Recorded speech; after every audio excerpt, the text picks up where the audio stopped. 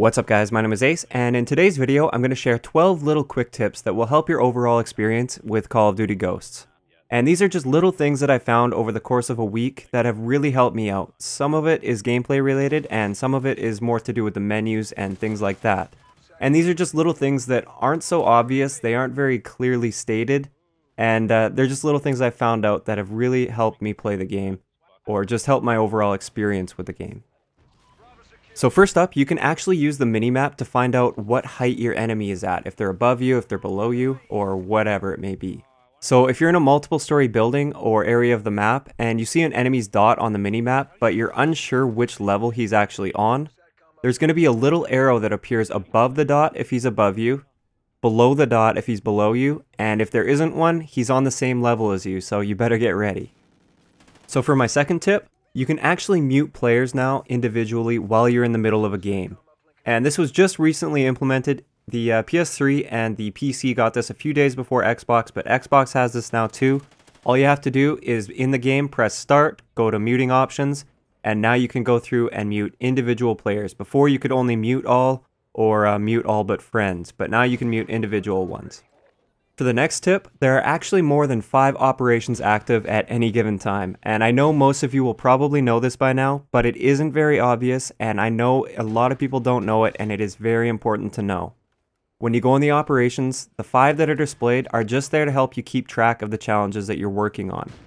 To view all of the active operations for a given category, just go to that category, and then hit A or X on PlayStation, and this will open up all of the active challenges in that category. There will be 10 for each category, so 50 total. And then once you're in the category, you can go through the list and choose whichever one you'd like to see displayed for easy access. So my next tip actually sort of builds off the last one, and that is only the patches or unlocks for active operations can be earned.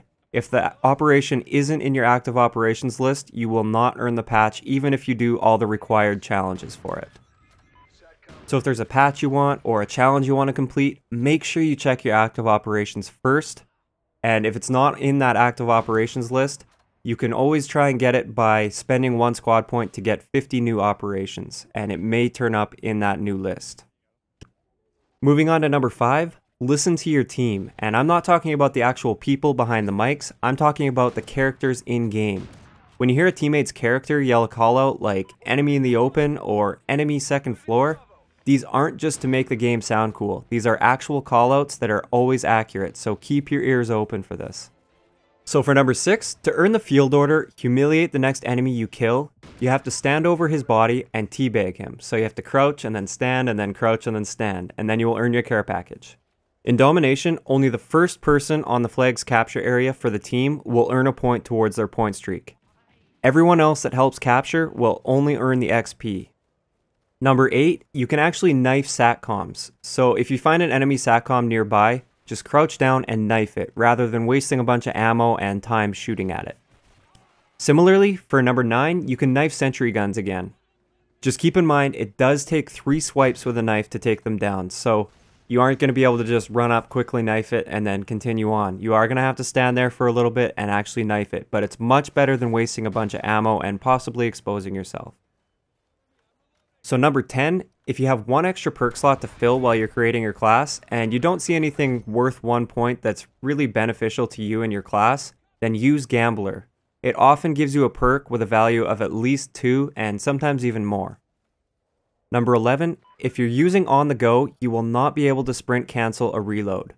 And for those of you that are unfamiliar with sprint canceling, basically it's just sprinting once the bullets appear in your gun while you're reloading, and that will cancel out any unnecessary animation at the end of a reload. So finally, for number 12, when you earn an assault kill streak, any kills that it gets for you within that same life will stack towards earning another streak. So if I earn, say, a Battle Hind at 9 points and it gets me 3 kills, it will actually earn the Helo Pilot for me, assuming I have the Helo Pilot equipped.